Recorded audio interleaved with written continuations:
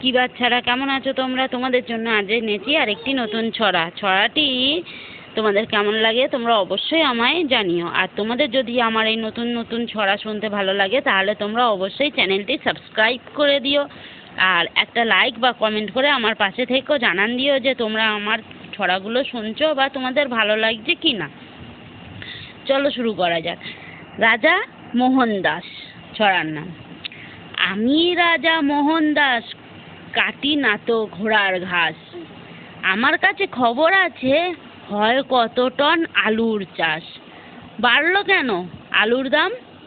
তুলে নেব পিঠের চাম। মজুদদার অজুদদার ভুলিয়ে দেব বাপের নাম। দেব না যে কাউকে ছাড়, রাজ্যে যত চোর চামার। সকল ভুলে তুলব শুলে, নইলে মোটকে দেব ঘাড়।